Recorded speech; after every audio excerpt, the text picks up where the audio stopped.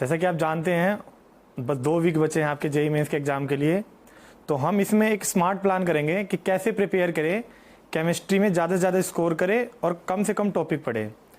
तो सबसे पहले हम बात करते हैं ऑर्गेनिक में। बच्चे सबसे ज़्यादा पजल होते हैं ऑर्गेनिक में कि ऑर्गेनिक का सिलेबस बहुत वास्ट है, तो सर कैसे हम प्रिपेयर करें कि 7-8 क्वेश्चन अटैम्प्ट कर पाए हम।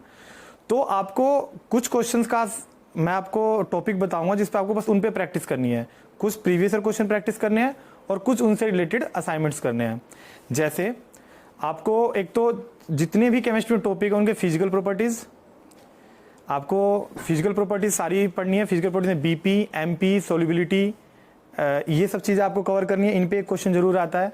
एक क्वेश्चन नोमेनक्लेचर पे जरूर आता है। इट में भी कॉमन और आईयूपीएसी नेम कुछ भी हो सकता है, ड्राइव्ड नेम भी हो सकता है, बट ड्राइव्ड नेम पे चांस कम है, तो आप आईयूपीएसी और कॉमन नेम पे करिए। तो एक क्वेश्चन हो गया आपका नोमेनक्लेचर से, एक क्वेश्चन हो गया फिजिकल प्रॉपर्टी से। नेमिंग रिएक्शन पे डायरेक्ट एक क्वेश्चन आना ही आना है। तो नेमिंग रिएक्शन आपके एनसीईआरटी में नियरली 25 है और आप नेमिंग रिएक्शन में बस वही जाए, एक्स्ट्रा नेमिंग रिएक्शन ना करें।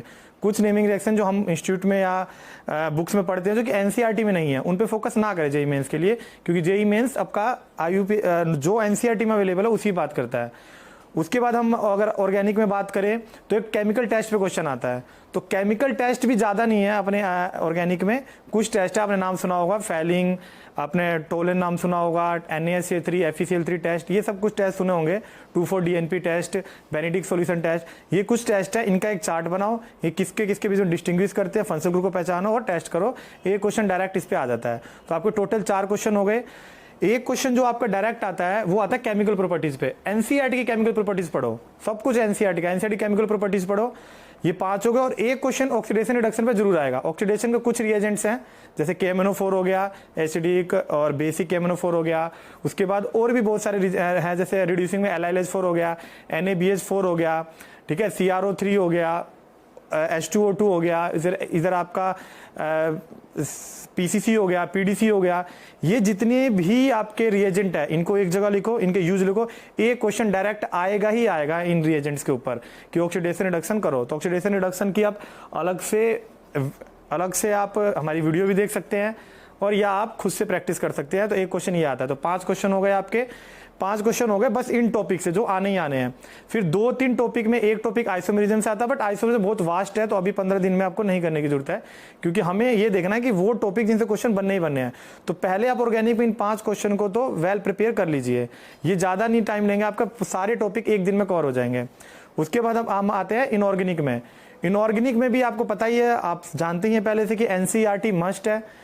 एनसीईआरटी मस्ट है, उसमें भी जो टॉपिक और जो क्वेश्चन बनेंगे वो थोड़े से रीजनिंग बनते हैं। ऐसा नहीं है कि डायरेक्ट फैक्ट आ गया, डायरेक्ट फैक्ट के 2 या 3 क्वेश्चन आएंगे, कुछ रीजनिंग क्वेश्चन भी आएंगे। रीजनिंग क्वेश्चन में जैसे अगर मैं बात करूं पीरियोडिक टेबल में, तो पीरियोडिक टेबल में आयनेशन एनर्जी के ऑर्डर पे क्वेश्चन आता है, इलेक्ट्रॉन गेन एंथैल्पी, इलेक्ट्रोनेगेटिविटी पे क्वेश्चन आता है। केमिकल बॉन्डिंग में हर साल का हो रखा है या अल्टरनेट ईयर पे हो रखा है कि वेस्पर थ्योरी, VBT और MOT और हाइब्रिडाइजेशन, इन 4 टॉपिक क्वेश्चन आता ही आता है, जो कि आपको पढ़ना। और मेरा अनुमान है कि इस बार आप आयनिक कंपाउंड भी अच्छे से पढ़ के जाना, ठीक है। एक टॉपिक आपने केमिकल बॉन्डिंग में सुना होगा, फजान रूल। बहुत छोटा टॉपिक है लेकिन आपके कम से कम 5 से 6 टॉपिक कवर कर देगा वो। फजान रूल आप जानते हैं, आप पढ़ना। फजान रूल में अगर आपने फजान रूल पढ़ा तो आपका कोवलेंट करैक्टर को कंपेयर करना, आयनिक करैक्टर को कंपेयर करना, MP, BP, सोल्युबिलिटी, कलर, ये 6 टॉपिक हो जाएगा। इन 6 में से ना एक क्वेश्चन आप देखना पेपर में आता ही है, कभी आयनिक करैक्टर को, कभी कोवलेंट करैक्टर को, इस तरीके से। Thank you.